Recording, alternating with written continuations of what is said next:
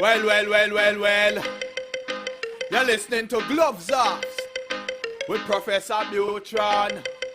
Alright then, I say words on point, straightforward. No jibber jabber, everybody forward. Issues, facts and solution. Get it at Gloves Off with Professor Buitrón. Alright, what other thing is a revolution? Get it on point with Professor Buitrón. Gloves Off, no nonsense issues, politics, community. A better men follow reader. Gloves Off, a revolutionary show with everything that you need to know. With Professor Buitrón. Watch ya!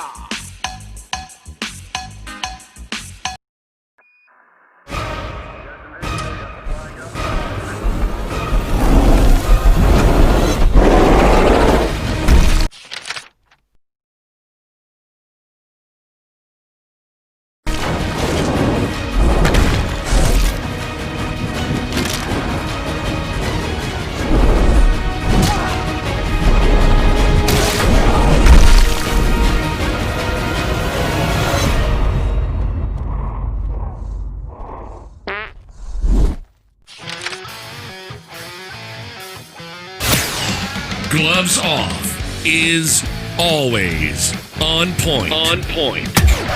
Bringing you the best on current issues, community affairs, and the happenings around us. This segment of Gloves Off is brought to you by the best, so pay them a visit. Check them out. This is Gloves Off.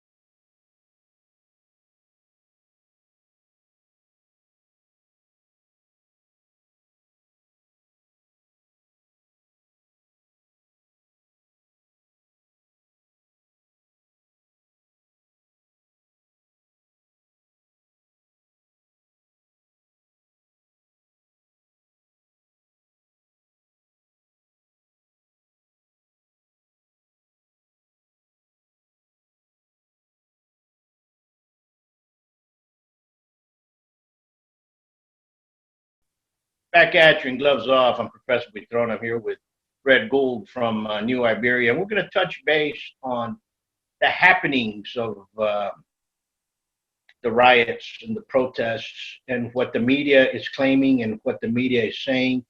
And there's a new word out there that they're using if you can start listening. That word is Boogaloo. And we're going to talk to Mr. Gould and find out what is a Boogaloo and how did it start and why is the media now using it? How are we doing over there in Iberia? Doing pretty good. How's the weather out there? Is it raining yet or? No, we're kind of cloudy. We're kind of waiting on that weather to come up from the Bay of Campeche that might dump a little rain on you and I later this week. Well, we got some rain down here in South Texas. But let's touch base. What are your not your feelings? What is your thoughts on the word Boogaloo and why are they using it in the media? Well, the term the Boogaloo or the big Boogaloo that you'll hear and Boogaloo boys all came out of many people are concerned with the direction this country was going. And if you look at the TV right now on Fox News, you see evidence that we are in the middle of what's called a soft conflict. We're not right at the edge of full-blown warfare, but it's pretty close. Over 200 buildings in Minneapolis alone have been burned. And many people are concerned that there's the possibility of a second civil war. And those who have been studying and following this stuff with intelligence backgrounds or like mine, a law enforcement background, have seen all of the evidence to show that we are on the edge. We have been marching toward a second civil war for quite a while. Now, many people would refer to that event as the second civil war, the big one, the balloon going up. Well, about a year ago, we started seeing people starting to call it on Facebook the big Boogaloo. We're waiting on the big Boogaloo. And then people who were preparing for such an event were then being referred to as Boogaloo Boys, B-O-I-S.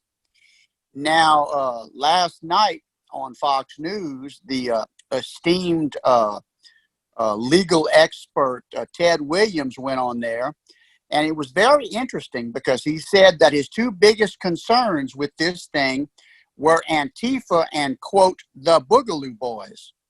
Now, I've been watching 7 days of footage, and I have yet to see anyone that would be described as a Boogaloo boy or a right-winger or anything along those lines. What I have seen are large groups of Black Lives Matter type people interspersed with smaller crowds of Antifa.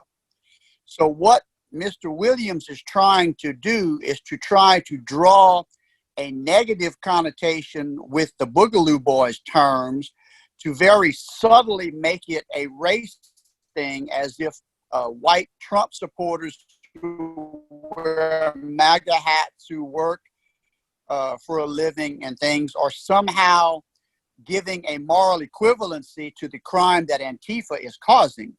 And yet we have absolutely no evidence of that. Now, Paul, the other thing that's interesting is we all are familiar with Little Marco Rubio, senator from Florida, okay? He has now taken the place of Senator Burr on the Senate Intelligence Committee, which is a very, very prestigious, powerful position. You know what he just said, Paul? No, what happened? What did he say? He says he's trying to say that in watching 7 days of all this video, this is the Republican head of the Senate Intelligence Committee just said in an interview that there is violence coming from the left and the right. You know, really? I've seen the videos. I've seen a lot of the footage. I've seen a lot of people getting violently assaulted, and it does not meet the conservative working class type. It's usually young adults of both Black Lives Matter type and Antifa type that are involved in these altercations. I have yet to see somebody what they describe to us a Boogaloo boy out there. You know, it's funny because we live in Laredo. Laredo's in the very southmost. We're actually Brownsville, but we're port towards Mexico. For many years, 2-3 years, I wouldn't say many, but the past 2-3 years, I've heard a lot of Antifa. You know, Antifa developed during the last, here in the States, basically, it's been around for a while, but Antifa basically emerged here right after Bernie Sanders lost his race. That's correct. Basically, Black Lives Matters, we've seen it before.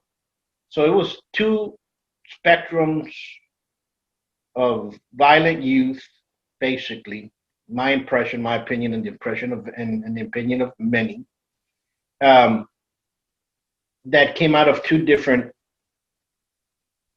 I wouldn't say races, but ethnicities and social classes. Now, we had an emerge a lot yesterday. What was very interesting to find was that we had the Walmart here in Laredo closed, the police presence, because apparently apparently flyers were being passed out during a march that we saw of a protest. I am all for protests. I understand the First Amendment left and right, but there's a difference between a peaceful assembly and full-blown violence and riots. And that's what we have here.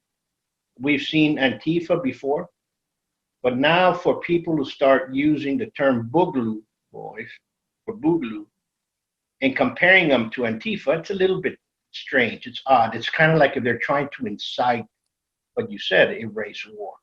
Well, the thing is, Paul, is that when you look at the people who are doing it, Ted Williams, who obviously has an agenda, Fox News that's recently gone with the left agenda, Senator Marco Rubio, who has been a rhino for many years, What they are attempting to do is to draw a moral equivalency, to make it look like in some fashion Antifa is justified to do what they do because of the existence of the Boogaloo Boys or some imaginary perceived crime done by the Boogaloo Boys.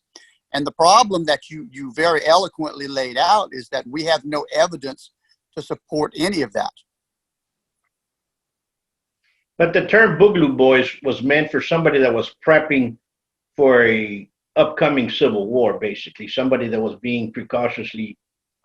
It's now they're using the term as a racist extremist, labeling it as such, which is not the case, correct?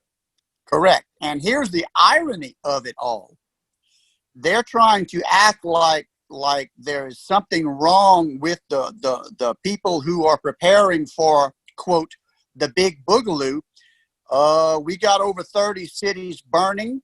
The police are purposely not enforcing any laws. People in Minneapolis have lost 200 buildings. Businesses are gone. Insurance is not covering that. And one of the rioters, either 2 nights ago or 3 nights ago in Minneapolis said, and I quote, "We are coming to the white suburbs next to get you white people," end quote. I mean, there is the Civil War. Now, right now, it is a low-intensity conflict as compared to, say, like World War II or something like that. But the fact that there are hundreds of thousands of people just turned out on the LA freeways and stopped vehicles and pulled people out and beat them. Women are getting raped. Homes are being burned. Businesses are being burned. I would say that qualifies as a civil war. What do you think? No, that's absolutely. We're right up to it. You know, it's just a matter of time. It's. I think the police need to start. There's a lot of wrongs with what happened. Correct. I'm going to go back to the initial murder of Mr. Floyd. It was caught on tape. I'm not going to go into the conspiracies of what people think or whatnot, but that started this. We understood this was going to happen because of what we saw in Ferguson and what we saw in Baltimore and what we saw in the Tyrone case. So there's a lot of, how can I say, expectancy of this was going to erupt. Okay. And not only did it erupt, it erupted at the same time throughout the United States. I've talked to individuals in Dallas, and they're saying that people are being bussed in from other places. Let's add to that, Paul. Okay. Let's add a little bit to that. You and I talk frequently every week. And you and I had a previous conversation where there was word out that once the impeachment failed and the COVID-19 did not get rid of Trump the way the Democrats want, that they were going to escalate the situation. And they had their agent provocateurs out in the public just waiting for an opportunity. And you and I spoke previously that this particular incident, irregardless of the facts or circumstances, gave the perfect storm for this type of a civil conflict to start with a purpose, with planning, with people bussed in, with people getting paid, with people being issued Molotov cocktails, guns, piles of bricks have been found piled up strategically for protesters to throw.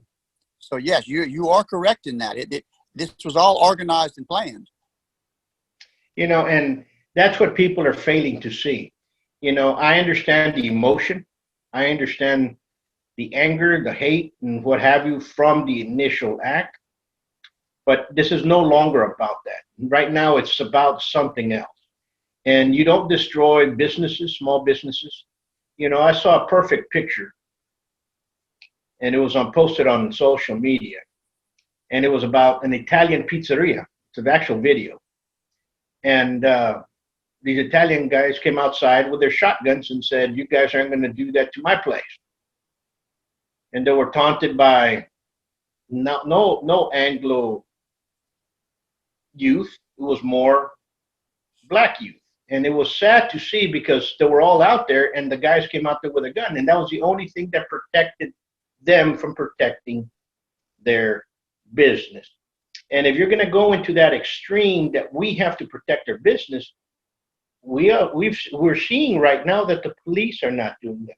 So the police right now have to step up their game and start doing the protection of small businesses throughout instead of just standing back and watching. And Paul, that goes back to one of the central tenets of all of this. The forces that are doing these crimes out there are agents of the Democratic National Committee. They are paid for by the George Soros funding, and it comes down through organizations, and they are sent out with a plan. Now, the interesting part about all of this is this stuff is happening in predominantly large Democrat-run cities. Now, I just saw the governor of Minnesota, Governor Wall, get on TV and say, "Oh, we're having several very productive conversations on race over this." Well, excuse me, after 200 buildings have been burned to the ground, and many of those businesses are owned by other minorities, exactly what are we going to talk about? No insurance payments. What are we going to talk about? You know, let's go back to the original issue, and let's touch more base on the actual usage of how they're bringing down, they're protecting the Antifa, Black Lives Matter, and they're blaming what I'm getting is they're blaming the Boogaloo boys or folks that are going to go out there and protect their property. That's correct. And they're lumping them all into some type of wild, far-right extremist group. If I have the ability to protect myself from a threat, I'm going to do so. And I'm pretty sure there's quite a few Americans that are going to do that. And if our businesses are going to be leveled down or burnt and stuff like that, believe me, people are going to take care of that. We're going to protect our property. That's going to happen. Okay, that's our right. And for us or everybody that protects their property to be labeled as a far right extremist, that's a little bit far-fetched. You understand what I'm saying? Well, you notice, Paul, if you go back through the whole Trump presidency, what have we seen happening? If you wear a Trump MAGA red hat, you get attacked. Through no other action than you're wearing that hat, what happens? Democrats come up and attack you.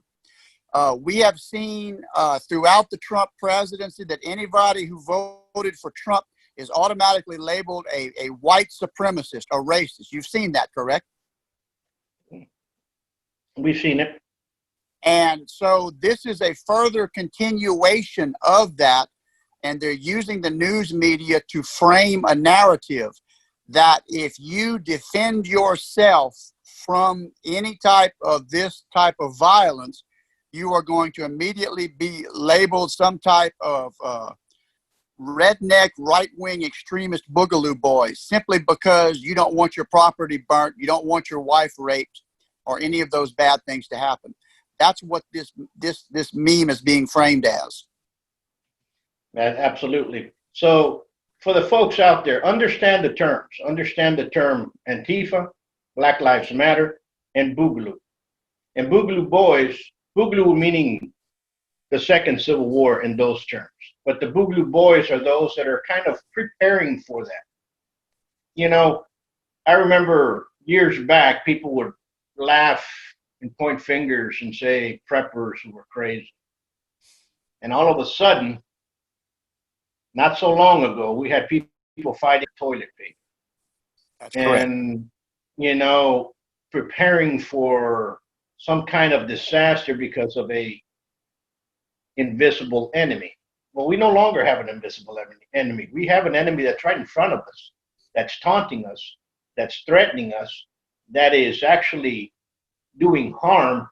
And people are told that if you defend yourself against it, you are the one in the bad, and that needs to stop. And yep, what do you think is going to happen in your opinion within the next, say, 6 weeks? We have a long, hot summer ahead of us. We have approximately 5 months until the election. And the Democrats so far have tried many, many schemes to get rid of Donald Trump, from the Russia collusion, the Ukrainian collusion, to the Kavanaugh hearings, to the bimbo eruptions, COVID-19, etc. I have talked with you and many people over the last few years, and we've talked about the fact that this stuff is going to continue to escalate. The Democrats are not going to stop. They are going to continue with whatever the consequences are. They don't care. And if this thing is not brought under control, Democrats will continue to let this roll to try to get a negative impact on the Trump campaign. The problem is that they are subsequently creating a whole new class of conservative Trump voters, because people are watching these Democrat-run big cities and states completely out of control. People pay taxes for the police protection and they're not getting it. Their businesses are being ruined. Their lives are being ruined, all at the hands of forces that are loyal to liberal Democrats. I see this stuff continuing to escalate until the suburb Americans from flyover country, people like you and I, work for a living, business owners, are finally going to have to step up and protect themselves, and we will see the label of vigilante, boogaloo boy, white supremacist put to any person who subsequently defends themselves. You're absolutely correct. You know, we've seen that if you defend yourself, like there was an individual in Minneapolis that defended his store, shot a person inside. He's the one that's being arrested and detained and so on and so forth, you know. So it's going to happen. You're going to see that throughout. Way back when the Rodney King riots happened in LA, who were the ones that were protecting a lot of the Asian community? The Asians on top of their buildings with their AKs, you know. The rooftop Koreans. That's right, the rooftop Koreans. So we need to understand that we need to protect our own. The police have demonstrated, and that's my opinion, and we have a lot of great police officers out there, and I hope that when they're listening to this, they're not saying, oh, we're just, no. There's a lot of great police officers, and at the same time, you get some bad ones. And what I'm saying is the police have demonstrated during the COVID crisis on the lockdowns how they're going to act. They closed down businesses. They went against people. And now during the riots that are going on, they're just stepping back and allowing these businesses to get destroyed. They're not going in there. They're not confronting them. They're not wrapping them up. They're not throwing them in jail. They're standing in a line and allowing these businesses to go in. So people need to defend their own. And that's, unfortunately, that's what's happening.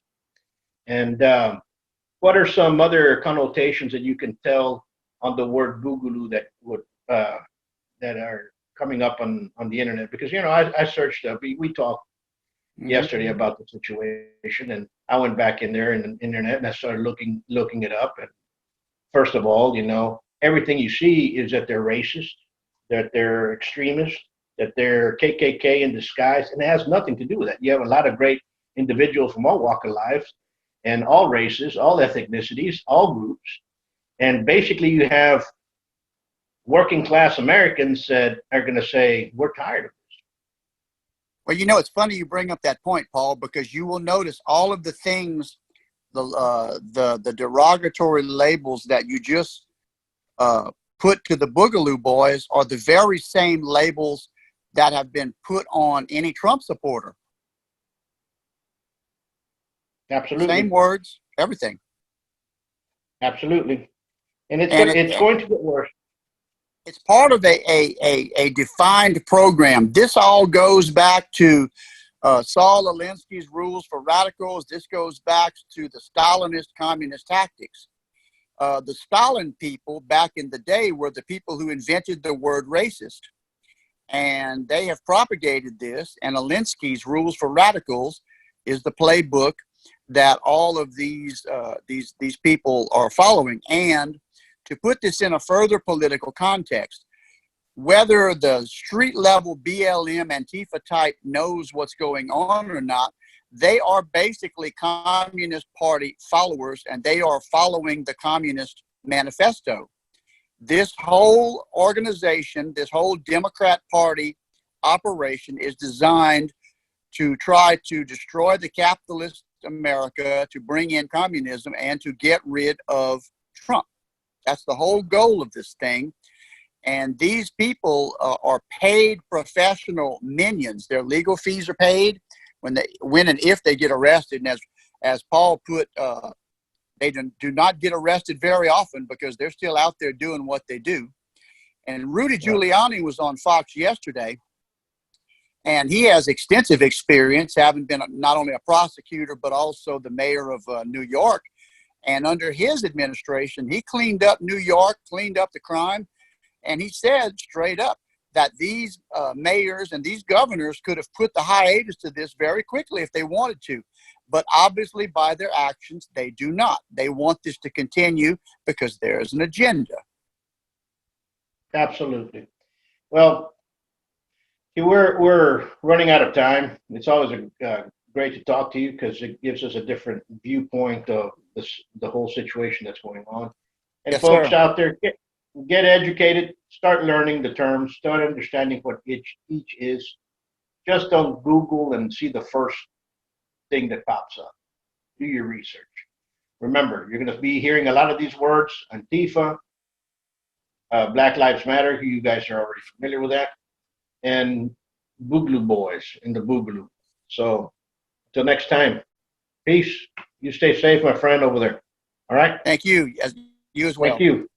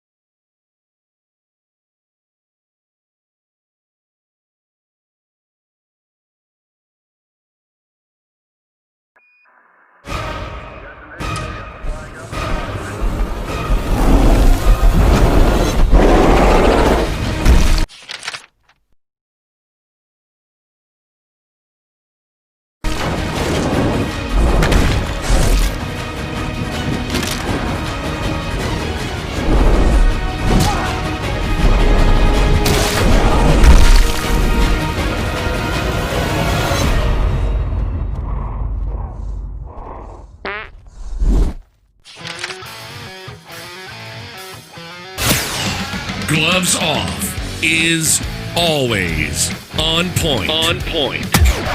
Bringing you the best on current issues, community affairs, and the happenings around us. This segment of Gloves Off is brought to you by the best, so pay them a visit. Check them out. This is Gloves Off.